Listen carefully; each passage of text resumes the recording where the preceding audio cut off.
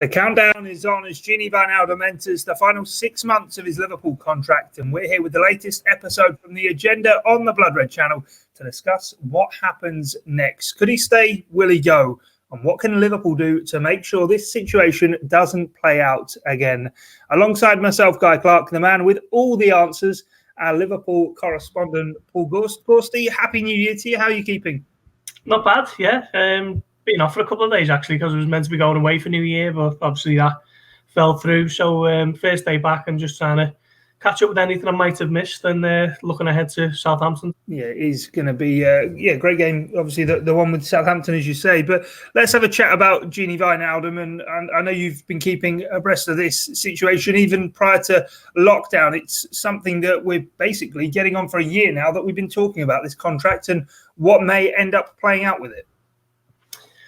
Really interesting situation, isn't it? I think Liverpool can't be accused of dawdling or dragging the feet or kind of missing the mark with pretty much all of their squad over the last 3-4 years in terms of contracts and tying down big stars. But the one glaring omission off that list is undoubtedly Gini Wijnaldum. I think if you look at the players who've signed pretty much in the Jurgen Klopp era, he was on the first ones, wasn't he, through the door with Joel Matip and Sadio Mane. But pretty much everyone apart from him has had a new contract. The only ones who haven't were the players signed in 2018, which it still doesn't feel like too long ago, to be honest. So that's Naby Keita, Van Dijk, Alisson, Shaqiri and Fabinho. Everyone else has had a new deal, from Salah, Mane, Firmino, Henderson, Oxlade-Chamberlain, Origi. You can go right down the line and they've all had new contracts. Trent, Andy Robertson, pretty much all of them except for Gini Wijnaldum, who still remains on the same terms he signed back in July of 2016, which is a long, long time ago now when you think of how far Liverpool have come as a team, as a squad, as a club in that time. And Wijnaldum is still on that same contract he signed when not a lot of people thought that he was going to be one of the shining midfielders in a team that is the Premier League champions. So it's a really interesting situation, and one Liverpool will be desperate that isn't kind of repeated elsewhere in the squad in the coming years. Is it fair to sort of say that maybe a bit of sort of complacency's creeped in here with a player who is so consistent for Liverpool? Ever since he signed, he's been one of the players who's consistently been part of Jurgen Klopp's 11, and yet, as you say, he's the only one who's not been given rewarded terms, even if it weren't sort of a longer stay at Anfield. Quite possibly, yeah. I think maybe for a long time Wijnaldum kind of went under the radar from fans. Some fans didn't always see his contributions. You know, people have been big supporters of him from day one, but a lot of people seem to only see it when he was really outstanding and he was the game's best player. You know, some days he might have been a 7 out of 10, some days he's a 9 out of 10. So I think that could possibly be a viewpoint from a supporter viewpoint, but I don't think too many people inside the squad will have taken Gini Wijnaldum for granted or have got complacent. It's a difficult one to kind of put your finger on as to why a player of such importance is now able to speak to clubs, you know, outside of England and sign a pre-contract agreement. It really is a strange situation. I know Klopp is someone who sees, you know, he doesn't see it that way. He said last month, or was it November, that he hopes he stays, and it's just a question of how influential Klopp is, you know, behind the scenes in terms of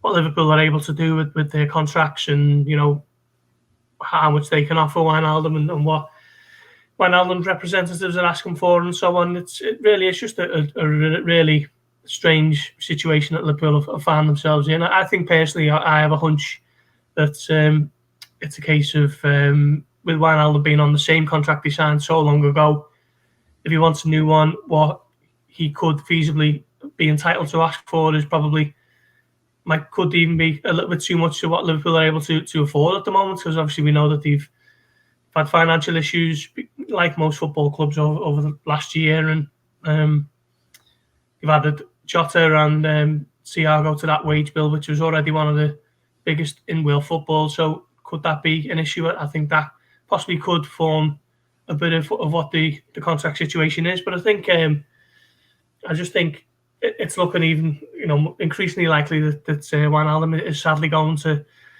leave this summer on a free transfer. Yeah, that is the point, as you said there, that he can now, as of January, start talking with other clubs and agree a pre-contract to move on a Bosman deal during the course of the summer. But it doesn't quite feel, as you sort of hint there, that this is sort of a done deal, that he definitely will be off. There might be room for negotiation, but it's what I suppose Liverpool can afford and what Gini Wijnaldum is prepared to accept. Exactly, yeah. I think Liverpool were in a similar situation with Emre Can, where a couple of years back, and Can's importance to the Liverpool cause probably wasn't as big as Wijnaldum's is now. You know, he was a very dependable midfielder who could play in a few positions, and he divided opinion a little bit, but he was a good player for what Liverpool had and what Liverpool were at the time. But he obviously wanted pastures new and went to Juventus, didn't he? But it is a little bit different in Wijnaldum's case. I don't think. I mean, there's obviously reported interest from Barcelona, but I think Liverpool have been relaxed for quite a while with this particular situation. It's just a case of what happens next. As I say, it really is an interesting one, and I think, I mean, I'd love him to stay because I think he's such an integral part of how this Liverpool team operates. You know, he closes off the space when the fullbacks go bombing on, and he makes sure that Liverpool aren't susceptible to counter-attacks. And I think a lot of that kind of goes under the radar, but it's just a case of does he see himself? You know, what is he? 30 years of age now. This is probably going to be his last big contract. Are Liverpool prepared to offer him 3 years at the age 3 years? You know, there's so many variables to this that I don't think you can say for definite what it is. The one thing I would say is there are people close to him who've said that he seems to be desperate to stay by all accounts. So it would be great if that could kind of resolve itself. But the longer it goes on, the more inclined you are to say that he's going to be walking away at the end of the season. Yeah, and you reference Emre Can, that 3 years ago this summer that he walked out. I suppose it is important. It's got to be of the utmost importance for Liverpool that they aren't caught in this position. I think James Milner and maybe Queven Kelleher's deals will be up at the end of next season. But even looking as far down the road as 2023, 2.5 years from now, some big players whose deals are coming up, and Liverpool will have to make sure that they do what they can to secure those futures, so we're not doing one of these again in a couple of years' time. Definitely, yeah. I think I'm right in saying that Alisson Becker's got an extra year on his contract. I think it was a possible 6-year deal if it was, you know, certain things were triggered. That could quite possibly have already happened.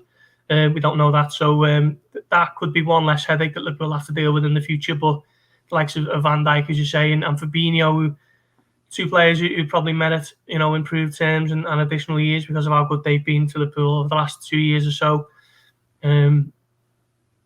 So I think of the players who haven't signed new contracts, as we mentioned at the top of the show there, I think Fabinho and Van Dijk and maybe Alisson, if that 6-year deal hasn't been triggered. I think those three are the ones that Liverpool will kind of be looking at on the horizon, aren't they? Naby Keita and Xherdan Shaqiri are the other two, but players who aren't quite as integral to the cause at the moment.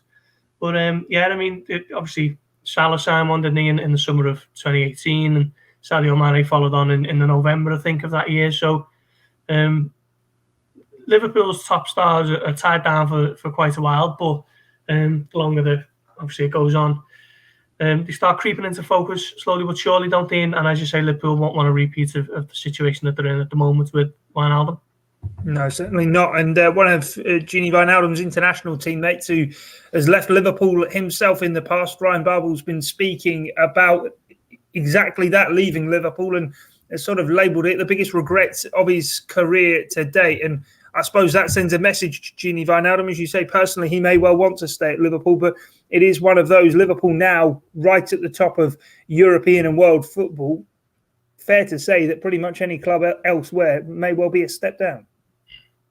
Yeah, no question. And even Barcelona, when you say there's been reported interest there with his former national manager Ronald Koeman in charge, you know, any player wants to go to Barcelona, don't they? Let's face it, they are an incredibly illustrious club, one of the biggest in world football. But in terms of a football perspective, I don't think you're looking across the landscape of European football now and seeing anything seen any greener grass, shall we say, than Anfield at the moment. Liverpool are really kind of up there with some of the biggest and the best in Europe, and will be one of the favourites for the Champions League, I'd imagine, alongside maybe Bayern Munich and possibly a Manchester City. So I don't think there's a massive kind of concern. Generally the players are looking elsewhere at the moment from Liverpool, like there has been times across the last decade with so many players. Xabi Alonso, Raheem Sterling, Luis Suarez, Javier Mascherano, big stars who've left Liverpool to go on to, bigger and better things at the time. But right now, you'd be hard pushed to argue that is the case for anyone looking to leave Liverpool. So that does count in Liverpool's favour in this particular case. But as I say, it remains to be seen whether that means that Wijnaldum will be tied down for another 2 or 3 years. Are Liverpool going to be shopping in the January sales, or what are we expecting? Yeah, it doesn't appear likely. I mean, I've written plenty of times in match verdicts and analysis pieces that Liverpool are crying out for a centre-back, aren't they? I think a lot of people would agree with that. They've got currently non-senior centre-backs. Nat Phillips and Reece Williams are kind of the options alongside a defensive midfielder in Fabinho. As the Premier League title race really hots up and Liverpool go to a tricky away game at Southampton. So for me, with Joe Gomez out, with Virgil van Dijk out, with Joel Matip in and out of the team with fitness issues, Liverpool absolutely need 100% a centre-back this month. But the noises that you hear and the people that you're speaking to indicate that might not be the case, and Liverpool are kind of keeping the powder dry for a later date. So if that does be the case, hopefully the Matip can get back sooner rather than later, and Van Dijk and Gomez can carry on their comebacks. But for me, there's no question that Liverpool need a centre-back. But we know that what some people might want and what the club feel is right are often miles apart, aren't they?